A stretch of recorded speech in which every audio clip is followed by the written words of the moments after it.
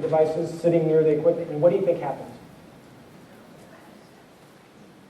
When none of the three wore it, despite the fact that nobody put it on, it was a noisy piece of equipment, somebody said, I'm going to put on the hearing protection. When one of three wore it, only 19% did.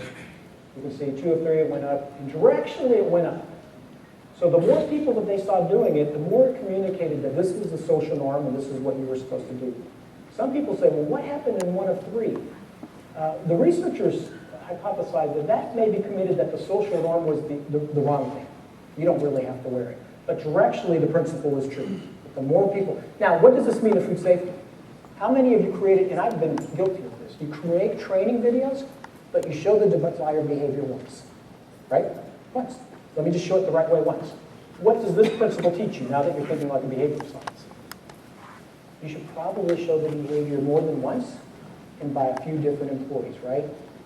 So when they see it, they see multiple people in the video doing it, hey, that's the social norm, and hopefully when they get to the workplace, they got to see people doing it where it all breaks down. What does this mean to food safety? Well, let me give you just one example. Every few years, the American Society for Microbiology does these surveys where they go into ballparks and airports and look at how many people wash their hands after using the restroom. And then they publish these studies. These 2 guys say they do. But we have been doing this study all this week here, and so we're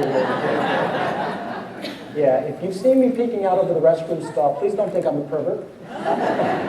I'm doing a study.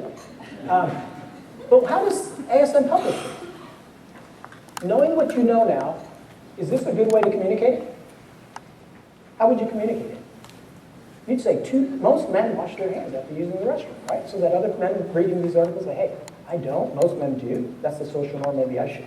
This is the wrong way to communicate it. And a perfect illustration that is, scientists and microbiologists, we need to learn behavioral science. And a young lady at Michigan State University, go Spartans, did just that. She did a study, and so she measured on young males on campus how many males wash their hands after using the restroom, and you could see about 75% of the men, Michigan State students, wash their hands. She then put up a sign in the restrooms, and she posted a picture of a young guy with a Spartan ball cap washing his hands, and the sign read, 4 out of 5 males wash their hands. What do you think happened afterwards? About 11% lifted hand washing. Now, how many of you have hand washing signs out there that are totally garbage and useless? Please wash your hand before returning to work, and they're usually at the door. Here's some intelligent design using a behavioral science principle. A young lady using signs, which we all use that don't do any good, gets an 11% lift in compliance. Isn't that powerful? Principle of social norm. And these behavioral science techniques work. Last one, and we'll close. The 4th tool I want you to add to your toolbox is this concept of learning from the right way or the wrong way.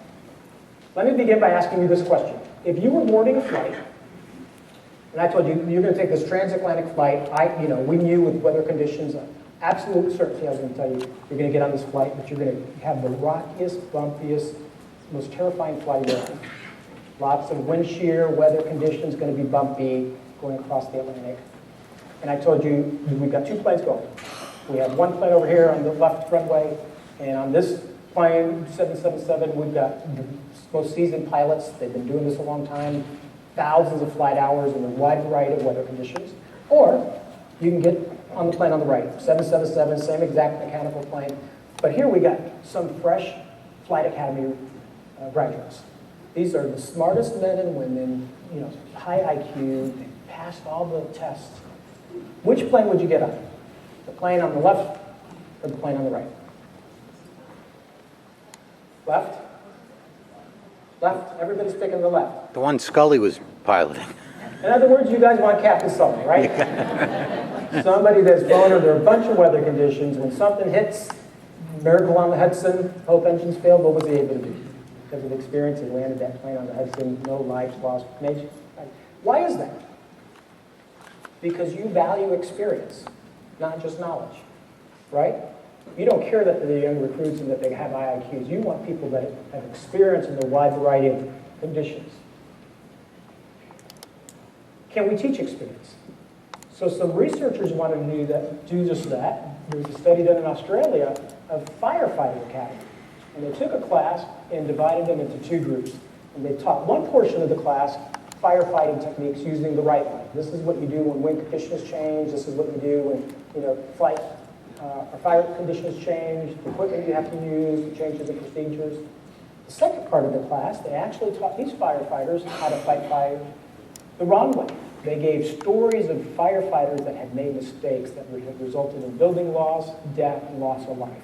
They then tested both groups through a series of standardized exams as well as in-practice and field exams, and one group well outperformed the other. Which group do you think performed better?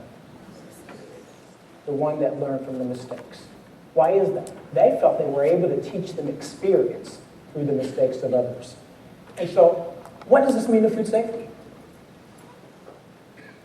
I think we have to teach food safety the wrong way sometimes to teach it the right way.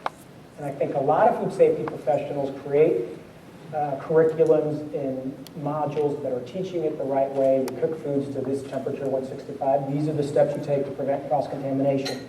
When the research is clear, teaching the wrong way can be pretty good. And so we've certainly done that when people had these tragedies. Unfortunately, they've been very gracious and come to us and shared their experiences. And this is an example of a student that went through our course at Michigan State University, and he did just that. He used one of the most recent tragedies to illustrate or emphasize some points that he was trying to drive home at his plant, and he said it was very effective.